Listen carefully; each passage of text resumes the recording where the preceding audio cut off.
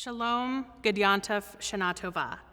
I'm Leah Jones, my pronouns are she, her, and I am honored to speak to you as the president of Emmanuel Congregation near the start of my second year in this role. As I stand in an empty synagogue in August, I'm reminded of the stories about Jewish food that so many people told from the Bima on Yom Kippur afternoons. Year after year, when given the opportunity to reflect on the question, what does Judaism mean to me? Nearly every person mentioned a recipe, if not a full menu, a cornucopia of Ashkenazi and Sephardic delights passed from generation to generation. The discussion of food made our stomachs grumble louder during the fast. Your physical absence today makes the sanctuary rumble with silence, but it also brings to bear the prayers passed from generation to generation in these rooms. In the Talmud, the sages argued about fasting during Rosh Hashanah and the days of awe that followed. Rav Hai Gaon, a 9th century sage, wrote that it is better not to fast on the second day of Rosh Hashanah, since the early leaders of Israel said, "Go, eat sweet food and drink sweet drinks." Many elevate silence, fasting, and other forms of asceticism, but the rabbis say that Rosh Hashanah is for feasting on sweet things. We aren't silent. We actively wish each other Shana Tova, may you be inscribed in the book of life, happiness and health to one another. So please, take a moment and send a Shana Tova through the chat or a quick text message. It's okay. I'll wait while you share a quick greeting.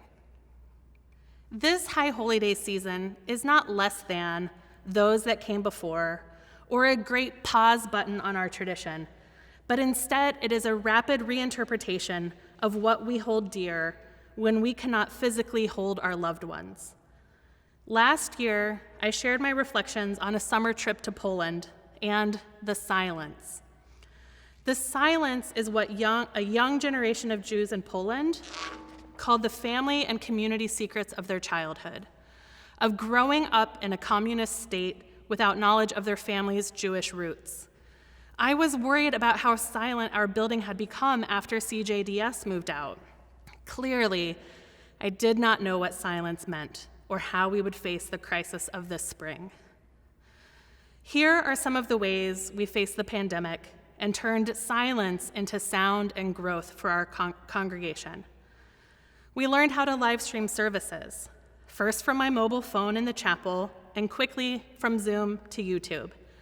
We've made mistakes, but week after week, our clergy have led services from their basement offices, and we've seen familiar names in the chat. I imagine your faces when you say hello, and I try so hard to correctly pronounce names that you add for Kaddish and Misha Barak.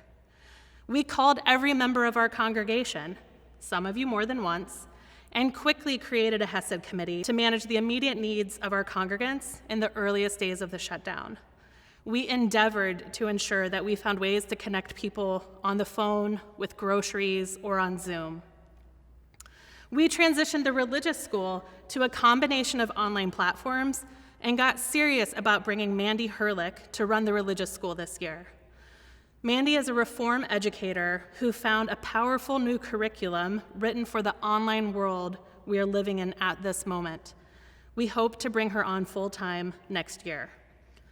We learned how to honor those who died this summer with small graveside services and online Shiva calls. We lost members of our synagogue family, and our country has lost scores of people. Each person was B'Tselem Elohim, made in the image of God. We called the JCC and we said, this summer's gonna be weird. Do you have all the space you need for camp? And less than a month later, JCC Camp Apache Northside pulled up with two trucks worth of tents, tables, and art supplies to move in for the summer.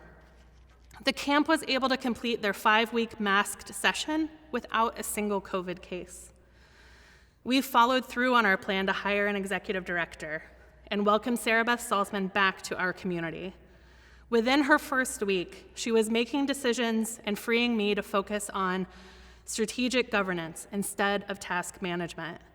I am so grateful to have her back at Emmanuel and know that you have already felt the difference she has made.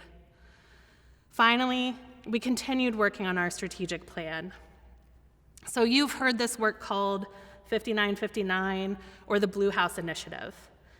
These committees explored what we could do if we expanded our mission to be more outward-facing.